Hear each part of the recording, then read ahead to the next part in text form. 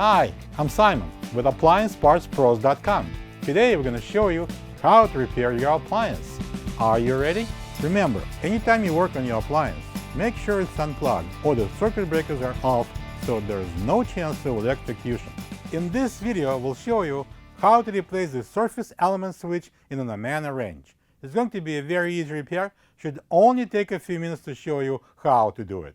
For this job, we're going to need a Phillips screwdriver, a small flat blade screwdriver, and 2 pairs of pliers. When you open up the package, you're going to get the new surface element switch, the 3/16 each female terminal, and the instructions. The surface element switch operates the surface element, switching it on and off and changing the heat intensity. The main reason why it would need to be replaced is if it breaks, causing the element to stay on a high heat or not to come on at all. The switch we're replacing controls the small element on the right side. We'll start with pulling the wrench out and unplugging it from the wall outlet. Then, using the Phillips screwdriver, remove all the screws that hold the top rear panel. If they are all in place, you should have 10 screws to take out.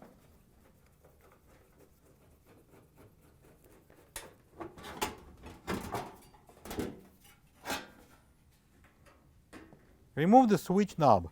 Make sure it's the correct one. Using the Phillips screwdriver, take out the 2 screws that hold the switch.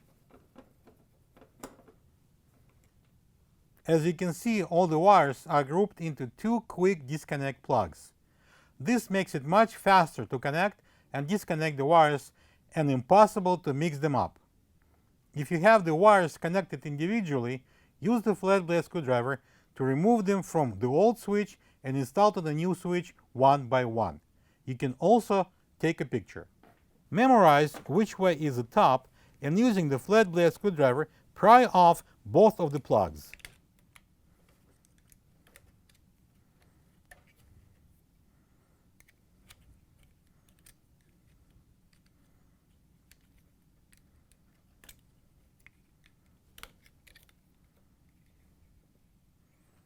This is the old surface element switch next to the new one. If you don't have this part, you can get it from AppliancePartsPros.com. Now we need to compare the lengths of the shafts. If they are the same, proceed with the installation. If the shaft of the new switch is longer, as in our case, using the small flat blade screwdriver, remove the spring clip from the shaft, and then, using the 2 pairs of pliers, break off the tip of the shaft at the notch.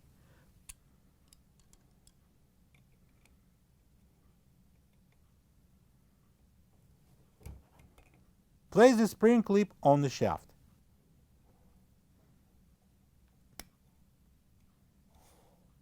Next, we need to compare these 2 terminals on the new switch with the old switch terminals.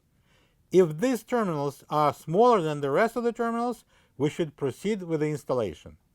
If this terminal on the old switch is the same size as the rest of the terminals, then we need to splice in the female contact supplied in the kit to replace the existing larger terminal. Now we can install the wire plugs on the new switch. If you have individual wires, connect them one by one, referring to the picture you took earlier.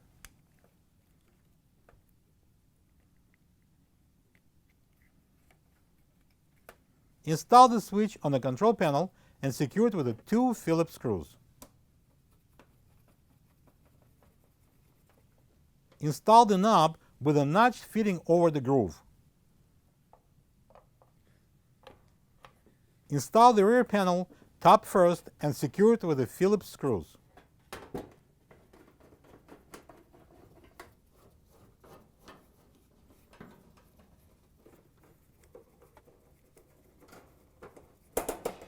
Looks like we're done with the repair. Plug the wrench in, push it back into its place, and check if the element works properly. Thank you for being a part of another successful repair brought to you by AppliancePartsPros.com. For any of your future appliance repair projects, please check out our other repair videos available on our site, on Facebook, and on YouTube.